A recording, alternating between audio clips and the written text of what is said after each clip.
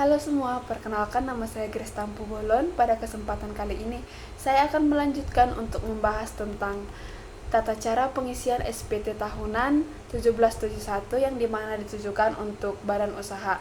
Sebelum kita masuk ke tata caranya, kita sebelumnya akan menyiapkan perangkat yang akan kita gunakan seperti handphone ataupun komputer yang sudah terkoneksi dengan internet supaya memudahkan kita dalam pengisian SPT. Langkah pertama yang akan kita lakukan yaitu mengunjungi situs www.pajak.go.id yang merupakan situs resmi dari DJP Online. Setelah itu kita akan diminta untuk mengisi nomor NPWP badan usaha dan juga menuliskan password DJP Online kita dan juga menuliskan kode keamanan yang sudah tertera di layar handphone ataupun layar komputer Anda. Setelah itu klik tombol login. Setelah kita klik login, kita akan diarahkan untuk mengklik lapor pada halaman selanjutnya. Di halaman ini sudah terdapat identitas wajib pajak, yaitu wajib pajak pada contoh kita yaitu PT Nyaraka. Setelah kita pilih pelaporan, kita diarahkan untuk pilih menu e-form. Di menu e-form ini sudah terdapat menu buat SPT, menu arsip, di mana menu arsip ini terdapat arsip SPT masa dan juga SPT tahunan. Setelah kita pilih buat SPT, kita diarahkan untuk pilih tahun pajak. Jadi tahun yang akan kita gunakan yaitu tahun di mana kita akan membuat SPT atau melaporkan SPT. Seperti pada contoh, tahun yang digunakan yaitu tahun 2023. Dan di sini kita akan diarahkan untuk pilih jenis pajak dan mata uang. Mata uang yang kita gunakan yaitu rupiah. Selanjutnya, status SPT. Jika status SPT kita tidak dalam perbaikan atau proses perbaikan seperti itu, kita akan memilih status SPT normal. Selanjutnya, media pengiriman token. Media pengiriman token ini di mana sistem akan mengirimkan token kepada kita melalui dua media, yaitu email dan juga nomor handphone. Pada contoh, media yang dipilih yaitu email. Selanjutnya, kita akan diberikan link untuk impor CSV dan kirim permintaan untuk mendownload formulir e-form.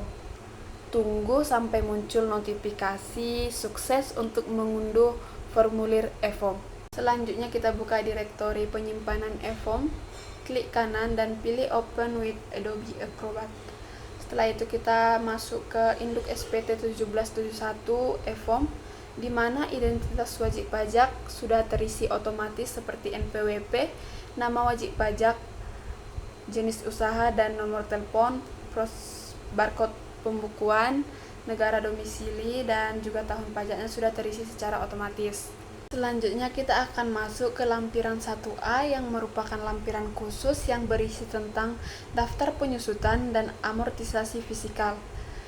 Di lampiran khusus ini diisi dengan penyusutan komersial yang diambil dari daftar penyusutan perusahaan periode berakhir 31 Desember tahun 2023. Selanjutnya yaitu lampiran 6. Lampiran 6 ini diisi dengan daftar penyertaan modal pada perusahaan afiliasi.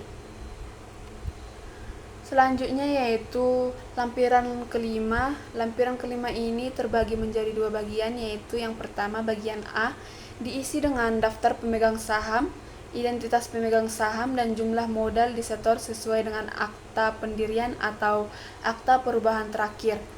Yang bagian kedua yaitu bagian B diisi dengan daftar susunan pengurus sesuai dengan akta pendirian atau akta perubahan terakhir. Selanjutnya kita akan mengisi lampiran keempat, di mana lampiran ini berisi tentang PPh final dan penghasilan yang tidak termasuk objek pajak. Di lampiran ke-1771 bagian 4 ini, pada bagian A-nya diisi dengan PPh final. Contoh pengisian PPh final yaitu atas bunga deposit yang dasar pengenaan pajaknya sejumlah 100 juta, tarif yang dikenakan 10%, maka PPh terutangnya sebesar 10 juta.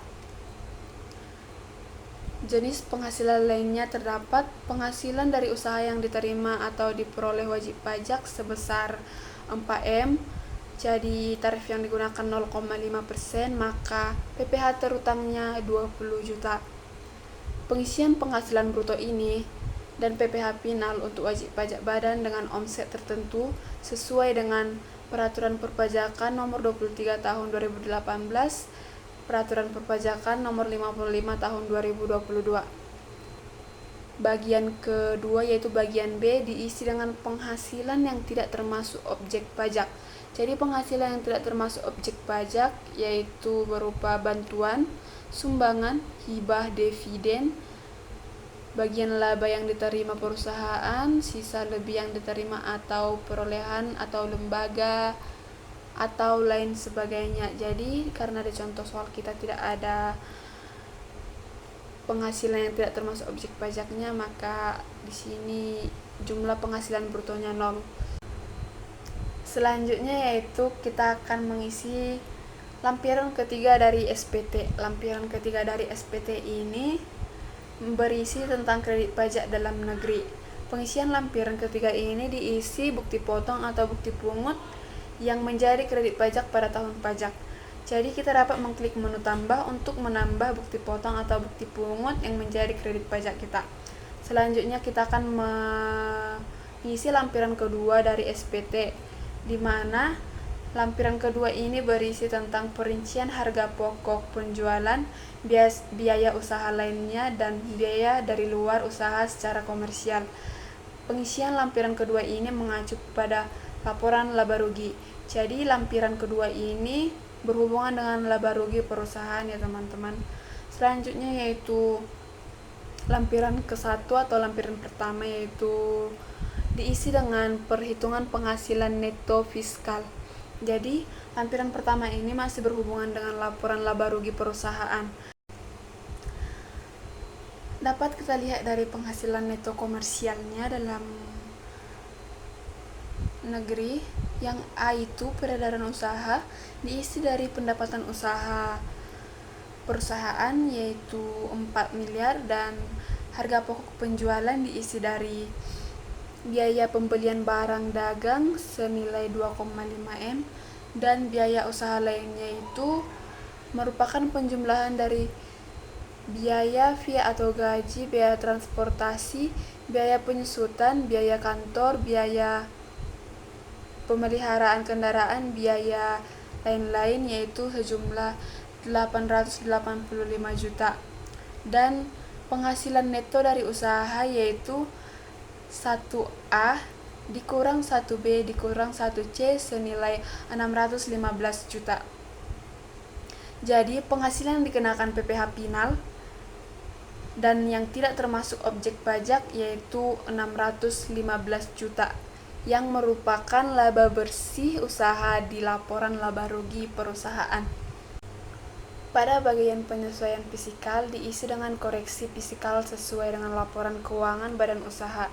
Dapat kita lihat bahwa di kolom kelima huruf L itu merupakan jumlah biaya umum dan administrasi di laporan laba rugi perusahaan yang sejumlah 3.385 juta. Dan di kolom ke-8 dapat kita lihat yaitu merupakan penghasilan neto fiskal, di mana kolom penghasilan neto fiskal nihil untuk wajib pajak dengan peredaran bruto tertentu sesuai dengan Peraturan Perpajakan Nomor 23 Tahun 2018 dan Peraturan Perpajakan Nomor 55 Tahun 2022. Selanjutnya yaitu pengisian SPT Induk.